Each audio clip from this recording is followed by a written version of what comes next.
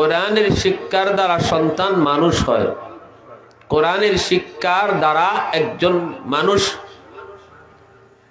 জবাবদিহিতামূলক জীবন ব্যবস্থা সে অর্জন করে, জবাবদিহিতামূলক জীবন ব্যবস্থা শিক্ষা করে। কোরআনের শিক্ষা এই কথা বোঝায় যে এই দুনিয়াই শেষ নয়, এই দুনিয়ার প্রতিটা কাজের হিসাব একদিন আল্লাহর সামনে দিতে হবে।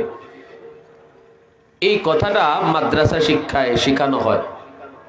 কোন কথা? যে আমার জীবনের ছোট বড় সমস্ত কাজের হিসাব আসেনি না নাই, আসেনি না নাই, আছে। এই কথাটা মাদ্রাসায় মূল কথা, মাদ্রাসা শিক্ষার মূল ডায়লগ। আমার জীবনের প্রতিটা কাজের হিসাব আল্লাহর কাছে দিতে হবে। যে মানুষটার জীবনে এই চিন্তা থাকবে যে আমার এ জীবনই জীবন নয়, এখানে যা পাইলাম তা খাইলাম, এরপরে মরলাম তো শেষ, বিষয়টা এমন না, বরং আমার এখানে প্রতিটা কদমে কদমের জবাব আল্লাহর সামনে একদিন দিতে হবে। এই চিন্তা যে মানুষটার অন্তরে থাকবে, এই মানুষটা কখনো মানুষের চোখের আড়ালে গেলেও সে কখনো অন্যায় করবে না, কারণ তার চিন্তা হলো কেউ না দেখলেও দেখেন কে। আর একটু জোরে বলেন, কেউ না দেখলেও দেখেন কে, কেউ না শুনলো শুনেন কে? আল্লাহ। আর যে মানুষটার জীবনে এই চিন্তা আসবে যে আমি চাইলেই যা খুশি তা করতে পারবো না, কারণ আমার প্রতিটা কাজের হিসাব আছে, এই মানুষটার জীবনের নাম হলো মানুষের জীবন। আর যার জীবনে এই চিন্তা নাই, সে যা পায় তা খায়, যা দেখতে মন চায় তা দেখে, যার সাথে রাত কাটাতে মন চায় তার সাথেই রাত কাটায়, এই মানুষের জীবনকে মানুষের জীবন বলে না, বরং তার জীবন আর হায়ওয়ানের জীবন সমান। ঠিক কিনা? একটা হায়ওয়ান সে যা চায় তা করে, একটা গরু একটা ছাগল যা খাইতে মন চায় তা খায়, কোনো বাধা নেই। যার সাথে ঘুরতে মন চায় তার সাথে ঘুরে, যার সাথে রাত কাটাতে মন চায় তার সাথে রাত কাটায়, কোনো বাধা নেই। আর বাধা থাকার কারণও নেই, কারণ হায়ওয়ানের উপরে শরীয়ত নাই, হালাল হারাম নাই, জায়েজ না জায়েজ নাই। কিন্তু তুমি মানুষ, তোমার উপরে হালাল আছে, হারাম আছে, জায়েজ আছে, নাই জায়েজ আছে, তোমার উপর শরীয়ত আছে। হায়ওয়ান মরলে পরে আর কিছু নাই, জান্নাত জাহান্নাম কিছু নাই, কিন্তু তুমি মরলে পরে জান্নাত জাহান্নাম তোমার সামনে আছে, মরলেই শেষ না। এত কিছু বোঝার পরেও, এতটা জানার পরেও যদি তোমার চলা আর হায়ওয়ানের চলা এক হয়ে যায়, আল্লাহ বলেন একে আমি আল্লাহ শুধু হায়ওয়ানের মতো বলি না, বরং বালহুম আদল বলি। তার জীবন ব্যবস্থা হায়ওয়ানের জীবনের চেয়েও আরো নিকৃষ্ট। ঠিক কিনা? এই কথাটা আল্লাহ বলেছেন। আমি যদি বলতাম তাহলে কেউ বা আমার উপরে রাগ করতেন, হুজুর এমন একটা শক্ত কথা কইলেন। আল্লাহ বলেন উলাইকা কাল আনআম বাল হুম আদল, এদের জীবন ব্যবস্থা হলো হায়ওয়ানের মতো। শুধু তাই নয়, বরং এর চেয়েও ওরা বেশি নিকৃষ্ট, এর চেয়েও ওরা নিকৃষ্ট। এজন্য ভাইরা মনে রাখবেন, দ্বীনি শিক্ষা, কোরআনের শিক্ষা আমার আপনার সন্তানকে মানুষ বানায়, আমার আপনার সন্তানকে মানুষের সন্তান বানায়। কেমনে? মুরগির বাচ্চা জন্ম নিলে মুরগি হয়, মানুষের বাচ্চা জন্ম নিলেই মানুষ হয় না, তাকে মানুষ বানাইতে হয়। আর মানুষ বানানোর ফ্যাক্টরি হলো মাদ্রাসা শিক্ষা, কোরআনের শিক্ষা। এজন্যই আল্লাহ পাক সূরাতুর রহমানে আল্লাহ ক্লিয়ার করেছেন, আর রহমান আল্লামাল কুরআন খালাকাল ইনসান। আল্লাহ বলেন আমি রহমান, যিনি কোরআন শিক্ষা দিয়েছি, মানুষ সৃষ্টি করেছি। তাফসীরের কিতাবের ভিতরে আল্লাহ পাক রব্বুল আলামিনের এই কথার ব্যাখ্যা সমস্ত মুফাসসিরগণ ধরছেন। মানুষ সৃষ্টি হয় আগে, এরপরে বিদ্যা অর্জন করে, কিন্তু আল্লাহ পাক এখানে বিদ্যা অর্জনের কথা আগে আনলেন, এরপরে তিনি মানুষ সৃষ্টির কথা বললেন। আগেই তিনি কোরআন শিক্ষার কথা নিয়ে আসলেন। কেন? কারণ হলো একটাই, আল্লাহ বোঝাইতে চান যার জীবনে কোরআন আছে, যার জীবনে কোরআনী জিন্দেগি আছে, যার জীবনে হালাল আছে হারাম আছে, যার জীবনে জায়েজ নাজায়েজ রয়েছে, আল্লাহ পাকের ভাষায় এই জীবনের নাম হলো মানুষের জীবন। আর যার জীবনে এরকম জায়েজ নাই নাজায়েজ নাই, হালাল নাই হারাম নাই, যা মন চায় তা করে, যা মন চায় তা খায়, মানুষের কাছে সে মানুষ হলো, আল্লাহর কাছে সে মানুষ। ডাক্তার হওয়ার পর 20,000 টাকার লোভে পড়ে যেই doctor normal delivery case doctor ভালো করে জানে নরমাল হবে, এরপরও কয় না সিজার করা লাগবে, নইলে বাচ্চাও মারা যাবে, মাও মারা যাবে। কারণ কি? কারণ 20,000 টাকার লোভ ডাক্তারের ভিতরে ঢুকছে। নরমাল যদি ডেলিভারি হয় বিল হবে না, কিন্তু যদি সিজার করা হয় তাহলে 20-30,000 টাকা বিল আসবে। শুধু এতটুকু লোভে পইরা যেই ডাক্তার নরমাল ডেলিভারি কেসের রোগীর রিপোর্ট করে দিল সিজার করাই লাগবে, নতুবা বাচ্চাও মারা যাবে, মাও মারা যাবে। বলুন তো ওই ডাক্তারকে আপনারা ডাক্তার বলবেন নাকি ডাকাত বলবেন? আর একটু জোরে বলেন, ডাক্তার নাকি ডাকাত? খালি ডাকাত নাকি আওরের ডাকাত? হ্যাঁ, আওরের ডাকাত। আমাদের সমাজে এমনও কিছু ডাক্তার আছে না নাই? গেলে পরে আপনারা 10টা 20টা 30টা টেস্ট ধরায় দিব, অথচ ডাক্তারে ভালো করে জানে এতগুলো টেস্ট লাগে না। এরপরও কেন এতগুলো টেস্ট দেয়? কারণ ডাক্তারের দরকার হলো টাকা। আপনার জান গেল আর থাকলো এটা তার বিষয় না, ঠিক না? জোরে আপনি মরেন আর বাঁচেন হের কি, তার দরকার টাকা। যেই ডাক্তারের কাছে টাকার মূল্য আছে, মানুষের জীবনের মূল্য নাই, ওই ডাক্তারকে মানুষ বলে না, ঠিক কিনা জোরে বলেন। এজন্যই আল্লাহ পাক পবিত্র কোরআনের সূরাতুর রহমানের শুরুতেই আল্লাহ মানুষ সৃষ্টির কথা পরে নিলেন, কোরআন শিক্ষার কথা আগে আনলেন। ডাক্তার হওয়ার পর যদি সে কোরআনের সাথে সম্পর্ক রাখতো, ডাক্তারি পড়া অবস্থায় যদি সে আল্লাহর সাথে সম্পর্ক রাখতো, ডাক্তারি শিক্ষা করা অবস্থায় যদি সে আখিরাতের ফিকির তার অন্তরে রাখতো, কোরআনের সাথে যদি তার সহবত থাকতো, কোরআনওয়ালা উলামায়ে কেরামের সাথে যদি তার সহবত থাকতো, তাহলে সে ডাকাত হতো না, আদর্শ ডাক্তার হতো, ঠিক কিনা? কারণ তার ভিতরে তো ওই ভয় নাই, মরণের পরে কি হবে এটা আমার বিষয় না, আমার দরকার হলো নগদ, বাকি আমার চিন্তা করে লাভ নাই। নগদ যা পাও হাত পেতে নাও, বাকির কথা শূন্যে থাক। দূরের বাদ্য লাভ কি শুনি, মাঝখানে যে বেজায় ফাঁক। কয় দূরেরটা শূন্য লাভ কি, কাছেরটা শুন, বাকিটা শূন্য লাভ কি, নগদটা ল, ঠিক না? এজন্য যারা নগদের চিন্তায়, আখিরাতে বাকির চিন্তা তাদের ভিতরে নেই, আল্লাহ পাক জান্নাত দিব, এটা বহু পরের কথা, এটা বহু পরের কথা, মরলে পরে বহু দূরে, দরকার নাই, নগদ যেটা পাই এটা লও। এই চিন্তায় যারা যায়, এদের জীবন আর গরু ছাগলের জীবনের ভিতরে কোনো তফাৎ না, ঠিক কিনা ভাইরা বন্ধুরা? এজন্য বলতেছিলাম আল্লাহ পাক রব্বুল আলামিন পরিষ্কার ভাষায় তিনি বলে দিয়েছেন, বন্ধু আপনি বলে দিন যারা কোরআন শিখে আর যারা কোরআন শিখে না, যাদের সন্তানগুলি মাদ্রাসায় পড়ে আর যাদের সন্তানগুলি মাদ্রাসায় পড়ে না, এই দুই সন্তান কোনোদিন এক নয়, এই দুই শিক্ষা কোনোদিন আমি আল্লাহর কাছে এক নয়। আল্লাহ পাক রব্বুল আলামিনের কাছে ওরা বড় দামি। হাসরের ময়দানে আল্লাহ পাক রব্বুল আলামিন তিনি ডাক দিবেন, ইয়া মাশারাল উলামা তামাইয়াজু বাইনাহুম, ও উলামায়ে কেরাম, ও হাফিজগণ, কোথায় তোমরা সাধারণ মানুষ থেকে পৃথক হয়ে যাও। সাধারণ মানুষগুলা থেকে উলামায়ে কেরামকে আল্লাহ আলাদা করে দিবে। সুবহানাল্লাহ, জোরে বলেন। আল্লাহ বলবেন, দুনিয়াতে আমি তোমাদের সিনায় কোরআন দিয়েছিলাম, বাহাদুরি করে হাফিজে কোরআন হওয়া যায় না, টাকার জোরে কোনোদিন হাফেজ সাহেব হওয়া যায় না। ঠিক কিনা জোরে বলেন? শিল্পপতির ছেলেরা ছেলে বলেই হাফেজ হওয়া যায় না, মন্ত্রীর পুরা বলেই মালেম হওয়া যায় না, হাফেজ হওয়া যায় না।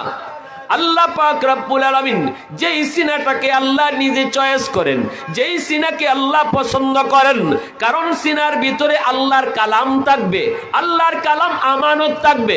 আল্লাহ যেই সিনাকে আল্লাহ নিজে চয়েস করেন, ওই সিনার মধ্যেই আল্লাহ তার কালামকে আমানত রাখেন। এজন্যই দেখবেন গরিবের পোলা হাফেজে কোরআন হয়ে যায়, রিক্সাওয়ালার পোলা হাফেজে কোরআন হয়ে যায়, ঠেলার গাড়ি ভাই পোলাটা হাফেজ কোরআন হয়ে যায়, 7 বছর 8 বছরের বাচ্চা হাফেজে কোরআন হয়ে যায়। ভালো করে বাংলা রিডিং পড়তে পারে না, কেমন করে হাফেজ হয়? কয় কারণ হলো এই বিষয়টা মানুষের হাতে না, কার হাতে? একটু জোরে আওয়াজ দিয়ে মালিকের নাম কার হাতে? আল্লাহর নাম জোরে নিলে গুনাহ হয় না সওয়াব হয়? আমাদের আওয়াজ কিন্তু জায়গা মতো গরম করা লাগবে, জায়গা মতো আমাদের আওয়াজ উঁচু হবে, জায়গা মতো আওয়াজ নিচু হবে। যেখানে আওয়াজ উঁচা করা দরকার এখানে মুসলমান আওয়াজ উঁচা করবে।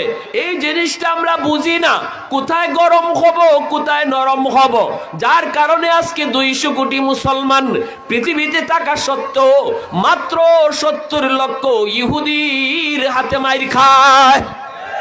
কারণ আমরা কোথায় গরম হব জানি না, কোথায় প্রতিবাদ করব তাও জানি না, কোথায় নরম হব তাও বুঝি না। আল্লাহ বলে রুহামা উবাইনাহুম, তোমরা নিজেরা নিজেরা গরম নয়, মুসলমানে মুসলমানে অতি নরম, নিজেরা নিজেরা তোমরা অতি নরম।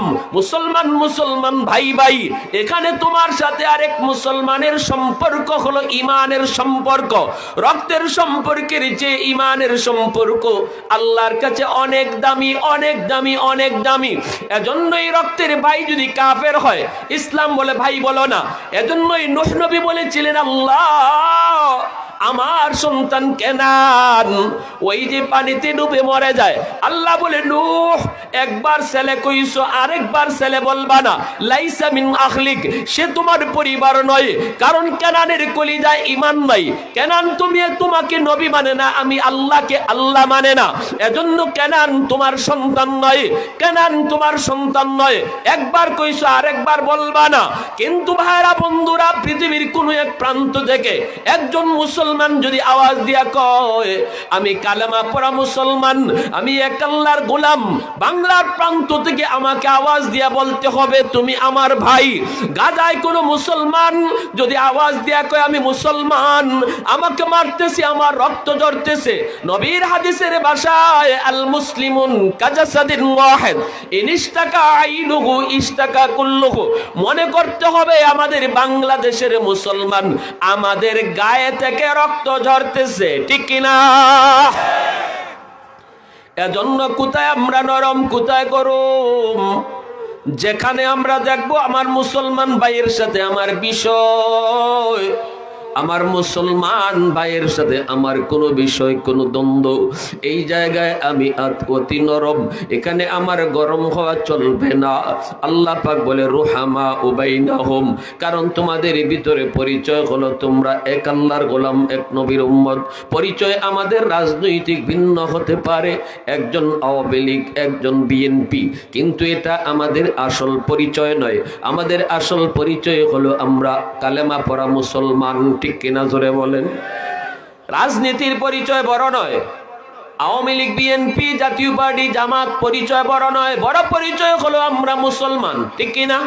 আল্লাহ বলে মুসলমানে মুসলমানে ঝগড়া কইরো না, এখানে তুমি নরম হও, এখানে গরম হইও না। এক ভাই গরম হয়ে গেছে তুমি নরম থাকো, সাবধান, এখানে গরম হইয়া বাড়াবাড়িতে যাও না, মায়ের দাঙ্গা করো না, ঝগড়া বিবাদ করো না, আরেক ভাইয়ের হকটারে তুমি প্রাধান্য দাও।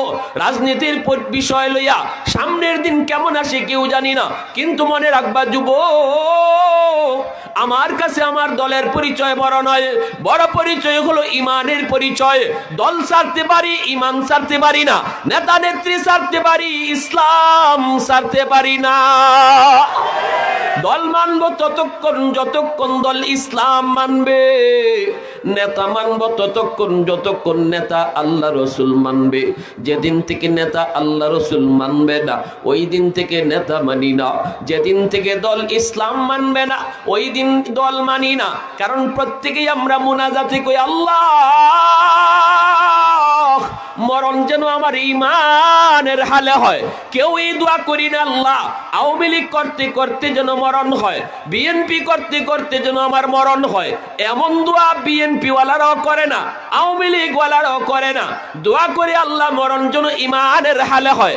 তাহলে আমি নিজে প্রমাণ দিলাম, দলের পরিচয় আমার কাছে বড় নয়। দল ছাড়তে পারি, ঈমান ছাড়তে পারি না। আওয়াজ দিয়া বলেন ঠিক কি না? এজন্য আমার ভাইরা মনে রাখবা, পচা গান্দা দুর্গন্ধ রাজনীতির জন্য, এই পচা গান্দা দুদিনের চেয়ারের জন্য আর ক্ষমতার জন্য আরেক ভাইয়ের জানমালের উপরে হামলা করে ঈমান হারা হওয়া যাবে না, ঈমান হারা হওয়া যাবে না। এই জায়গায় আমরা অতি নরম। আর কোথায় হব গরম? আশিদ্দাউ আলাল কুফার। যেখানে শুনবো হক বাতিলের দ্বন্দ্ব, যখনই শুনবো ঈমান আর কুফরের ভিতরে টক্কর, যখনই আমি আওয়াজ পাবো আস্তিক আর নাস্তিকের ভিতরে ঝগড়া, যখনই আমি শুনবো পৃথিবীর কোন প্রান্তে আমার মুসলমান ভাই নির্যাতিত নিপীড়িত, যখনই আমার কানে আওয়াজ আসবে গাজার মাটি থেকে শিশু বাচ্চার কান্নার আওয়াজ, যখনই আমার কানে আসবে ইসরায়েলের কারাগারে আমার মুসলিম বোন আর্তচিৎকার, যখনই আমার চোখের সামনে ভাসবে গাজার মাটিতে মুসলমান শিশু বাচ্চাগুলি রক্ত, ওই জায়গায় আল্লাহ বলেন তুমি আর নরম থাকতে পারো না। ঈমানের দাবি হলো তখন তুমি আগুনের চেয়েও বেশি গরম, তলোয়ারের চেয়েও বেশি ধারালো, পাথরের চেয়েও বেশি ভারী। এখানে আর নরম হওয়া চলবে না। এর নাম হলো মুসলমান। ঠিক কিনা জোরে বলেন? এজন্য আমার ভাইয়েরা, গাজার মাটিতে আজকে জুলুম চলছে, অত্যাচার চলছে, কি পরিমাণ সন্ত্রাসী চলছে আমরা কম বেশি সোশ্যাল মিডিয়ায় যারা আছি তারা জানি। পৃথিবীর কোন আইন ইসরায়েল ইহুদি বর্বর জাতিরা মানে না, জাতিসংঘের কোন আইন ওরা মানতেছে না। আন্তর্জাতিক আইনেও শিশু হত্যা করা দণ্ডনীয় অপরাধ। আমার নবীর ইতিহাসে, নবীর সাহাবায়ে কেরামের ইতিহাসে, ইসলামের ইতিহাসে শিশু হত্যা করার একটা নজিরও কোনো বেঈমান দেখাইতে পারবে না। আমার ভাইয়েরা বন্ধুরা, ইতিহাস সাক্ষী, ইতিহাস সাক্ষী। নবী বলেছিলেন মক্কা বিজয় করেছি ক্ষমতা হাতে পাওয়ার জন্য নয়, মক্কা আমরা জয় করেছি আমাদের সম্পদ হাতে আবার ফিরিয়ে নেওয়ার জন্য নয়, মক্কা আবার আমরা বিজয় করেছি নিজের ঘর বাড়ি দখলে নেওয়ার জন্য নয়। আজ থেকে আমি নবী মক্কার সমস্ত মানুষকে সাধারণ ক্ষমা করে দিলাম, লা তাসরিবা আলাইকুমুল ইয়াউম। আজ কোনো বদলা নেওয়া হবে না। সেদিন মক্কায় কোনো মানুষের বদলা নেওয়া হয় নাই। নবী বলেছেন শিশুর উপরে হামলা হবে না, নারীর উপরে হামলা হবে না, নিরীহ মুসলমানের উপরে হামলা হবে না। আল্লাহ নবীর আদেশগুলা সাহাবায়ে কেরাম অক্ষরে অক্ষরে পালন করেছেন।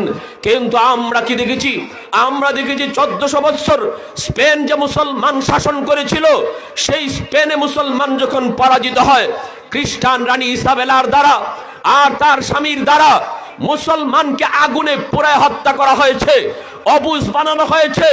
1 এপ্রিল, এজন্যই খ্রিস্টানরা এপ্রিল ফুল পালন করে। আজ বাংলাদেশে নতুন বৎসর তামাম পৃথিবীতে শুরু হয়েছে 2024 সালের আজ প্রথম দিন। আমরা স্মরণ করায় দিতে চাই, মুসলমানকে এই সময়ে সময়ে বেঈমান ইহুদিরা বোকা বানিয়েছে, মুসলমান নিরীহ মানুষকে হত্যা করেছে। রানী ইসাবেলার দ্বারা বলা হয়েছে তোমরা যদি মসজিদে ঢুকো তাহলে তোমাদেরকে মুক্ত করে দেওয়া হবে, তোমাদেরকে আমরা ক্ষমা করে দিব। সেই মসজিদে 10,000 উলামায়ে কেরাম ঢুকলো, তাদেরকে আগুনে পুড়ায় হত্যা করা হলো। সাধারণ মুসলমান সেদিন স্পেনের, তারা কোথায় যাবে, কোন দিকে যাবে? বলছে তোমরা জাহাজে উঠো, জাহাজে উঠলে পরে তোমাদেরকে অন্য দেশে পাঠায় দেওয়া হবে। সরল মনা মুসলমান তাদের কথা বিশ্বাস করে জাহাজে উঠলো, সেই জাহাজ সাগরে তারা ডুবাইয়া দিল, সেই জাহাজে ডুবাইয়া দিল। হাজারো হাজারো মুসলমান ডুবে মরলো। আর যারা একটু সাঁতার জানতো, যারা একটু শুধু বোট পাইছিল, এই বোটে করে এমন কিছু হাজার মানুষ তারা ব্রাজিল সীমান্তে যায় ব্রাজিলের সরকারের কাছে হাত জোর করে অনুরোধ করেছিল, আমাদেরকে একটু বাঁচার সুযোগ দাও, আমাদেরকে একটু বাঁচার সুযোগ দাও, আমরা তোমাদের ক্ষমতা দখল করার জন্য আসি নাই, একটু বাঁচতে দাও। এতটুকু অনুরোধ করে ব্রাজিল সরকার, তৎকালীন ব্রাজিল সরকার তাদেরকে জায়গা দিল, পারে আনলো। কিন্তু আমরা দেখলাম কি, আমরা দেখলাম নিষ্ঠুর ইতিহাস, আমরা দেখলাম নির্মম ভাগ্যের করুণ পরিণতি। মুসলমানদেরকে লাইন করে দাঁড় করালো ব্রাজিলের সরকার, আর বলল তোমাদের প্রত্যেকের জন্য একটা করে যদি বুলেট ব্যয় করি, এটা আমার দেশের জন্য অনেক বড় ক্ষতি, এক বুলেটে সবাইরে শেষ করব, সবার জন্য প্রত্যেকের জন্য একটা করে বুলেট ব্যয় করা যাবে না। লাইন ধরায় মুসলমানকে ব্রাশ ফায়ার করে ব্রাজিল সরকার সেদিন হত্যা করেছিল। ইতিহাস আমরা ভুলে যাই নাই। আজ আমরা দেখতেছি যে মুসলমান, ফিলিস্তিনের মুসলমান, তারা জায়গা দিয়েছিল ওই রিফিউজিদেরকে, ওই জুলাদেরকে, ওই রোহিঙ্গাদেরকে। ইহুদিদের কোনো বসতি নাই, পৃথিবীর কোনো দেশ তাদেরকে জায়গা দেয় না। ফিলিস্তিনের মুসলমান দরদ দেখায় তাদেরকে জায়গা দিয়েছিল। যখন হিটলার জার্মানিতে 60 লক্ষ মুসলমানকে একদম একদিনে সাফ করেছিল, বাকিগুলি তারা ডরায়া জাহাজে করে এরকম ফিলিস্তিনের মুসলমানদের কাছে হাত উঁচা করে এইরকম ভিক্ষা চেয়েছিল। এখনো গুগলে সার্চ দিলে আপনারা পাবেন এই ইহুদিরা কিভাবে ফিলিস্তিনের মানুষকে অনুরোধ করেছিল, আমাদেরকে একটু জায়গা দাও, একটু জায়গা দাও। কেউ আমাদেরকে জায়গা দেয় না। ফিলিস্তিনের মুসলমান সেদিন দরদ দেখায় তাদেরকে জায়গা দিছিল। 10 আনা জায়গায়, 10% জায়গায়, 10% জায়গায় তাদেরকে জায়গা দিল। কিন্তু এটাই ছিল আমাদের মুসলমানদের ভুল। কারণ বেঈমান সাপ পুষেছে তারা, দরদ দেখায়া, দুধ খাওয়াইয়া সাপ পালছিল। প্রতি রাত ওরা শুধু শিম টেলে, প্রতি রাত শুধু জায়গা দখল করে, প্রতিদিন ঘর দখল করে, বাড়ি দখল করে। এইভাবে 100 ভাগের ভিতরে 75 ভাগ জমি এই রিফিউজিরা, রোহিঙ্গারা এরা নিয়ে গেছে, দখলে নিয়ে গেছে। 25 ভাগ জায়গা শুধু মুসলমানদেরকে দিয়া রাখছে, যারা মূলত এই জায়গার মালিক। এরারে 25 ভাগ জায়গার মধ্যে আর 75 ভাগ জায়গা এই ইসরায়েলের ইহুদিরা দখলে নিছে। আজকের যুদ্ধ হলো সেই 75 ভাগ ফিরায় নেওয়ার যুদ্ধ না, যে 25 ভাগে আছে মুসলমান, এই 25 ভাগেও থাকতে দিবে না, এখান থেকেও তুইলা দিবে। এজন্য আজকে হামাসের যুদ্ধ। এবার বুঝেন জুলুমটা কত বড়, এবার বুঝেন জুলুমটা কত বড়। মুসলমানরা এই কথা বলে না যে আমাদের জায়গা ফেরত দাও, যেটা তোমরা দখলে নিছো 75 ভাগ। মুসলমান 25 ভাগের মধ্যে যে আছে এই জায়গাতেও থাকতে দিবে না। প্রতিনিয়ত বাড়িঘর দখল করে করে তাদেরকে সিনা পর্বতে পাঠাইয়া দিয়া মহা এক পরিকল্পনা, এক ষড়যন্ত্র এঁকেছে আমেরিকারে লইয়া ইসরায়েল। প্যারে হাদিরিন, কিন্তু আমি আপনাদের কাছে বলতে চাই, আমাদের হামাস বীর মুজাহিদ ভাইরা এরা আল্লাহর সাহায্য লইয়া যুদ্ধে নামছে। ঠিক কিনা জোরে বলেন? আল্লাহর সাহায্য লইয়া যুদ্ধে নামছে, এর আলামত পাওয়া যায়, আলামত পাওয়া যায়। আজকে যেই জুলুমটা আজকে গাজায় চলছে শিশুদের উপর, নারীদের উপর, শিশুদের উপর, নারীদের উপর, এই জুলুমের আওয়াজ আপনার কানে আসলো, অথচ আপনি নীরব, আপনি কথা বলতে রাজি না। চিল্লাচিল্লি মৌলবীরা যা পারে করুক, আমি আমার অবস্থানে নীরব, দরকার নাই বাবা। আল্লাহ নবী কয়, মাল ইমান ইয়া রাসূলুল্লাহ, ইযা সাররাতকা হাসানাতুকা ওয়া ইযা সাআতকা সাইয়্যাতুকা ফাআনতা মুমিন। আল্লাহ নবীর হাদিসের ভাষায় আপনার ঈমান নাই। মুসলমানের কান্নার আওয়াজ শোনার পরও যার দিলের ভিতরে জজবা তৈরি হয় না প্রতিবাদ করার, তার পক্ষে দাঁড়াইয়া একটা আওয়াজ উঠানোর এতটুকু স্পিরিট যার ইমানে নাই, যার কলিজায় নাই, আল্লাহর নবীর ভাষায় তার বিন্দু পরিমাণ ইমান নাই, তার ইমান নাই। আজকে মুসলমানের ভিতরে যারা বলে হামাস যুদ্ধ করতে গেল কেন, সংখ্যায় কম, এখন তো মাইর খাবেই। আমি পরিষ্কার ভাষায় বলতে চাই, এরা মুসলমানের ভিতরে বড় বড় শায়েখ হতে পারে, নিঃসন্দেহে নির্দ্বিধায় এরা মুসলমানদের ভিতরে ইহুদিদের পক্ষ থেকে বহুত বড় দালাল, বহুত বড় দালাল। দালাল ছাড়া ইহুদির পক্ষ নিতে পারে না, দালাল ছাড়া হামাসের বিরুদ্ধে কথা বলতে পারে না, দালাল ছাড়া ফিলিস্তিনের মুসলমানদের বিরুদ্ধে কথা বলতে পারে না। সে যত বড় শায়েখ হোক না কেন, আমি নির্দ্বিধায় বলতে পারি ওরা ইহুদির দালাল, মুখোশ পরে আছে বড় বড় শায়েখের। এজন্য আমাদের চিনতে হবে, আজ পৃথিবীর সমস্ত মুসলমানের উপর ফিলিস্তিনের মজলুম মুসলমানের পাশে দাঁড়ানো ফরজে আইন হয়ে গেছে। কার জন্য কি রকম? বর্ডারে যারা আছে তাদের জন্য সরাসরি জিহাদে অংশগ্রহণ ফরজে আইন। বর্তমান উলামায়ে কেরামের ফতোয়া, ফুকাহায়ে কেরামের ফতোয়া, মিশরের মুসলমানের জন্য ফিলিস্তিনের মজলুম মুসলমানের পাশে দাঁড়ায় যুদ্ধ করা ফরজে আইন। এইরকম জর্দানের মুসলমানের জন্য ফিলিস্তিনে যুদ্ধ করা ফরজে আইন। সৌদির বাদশাহ তার জনগণ লইয়া সরাসরি যুদ্ধ অংশগ্রহণ করা তাদের জন্য ফরজে আইন, কারণ তাদের পার্শ্ববর্তী তাদের প্রতিবেশী মুসলমান নির্যাতিত। আমাদের জন্য এখান থেকে যায়া যুদ্ধে যাওয়া, তাদের পাশে দাঁড়ানো সহজ না, সেই সুযোগ নাই। এজন্য সরাসরি যুদ্ধে অংশগ্রহণ আমাদের উপরে ফরজ হয় নাই, তবে আমাদের কিছু দায়িত্ব আমাদের উপরে অর্জিত হয়েছে, যেটা আমাদের সাধ্যের ভিতরে। সেটা হলো প্রতিনিয়ত হামাসের জন্য আল্লাহর কাছে দোয়া করা।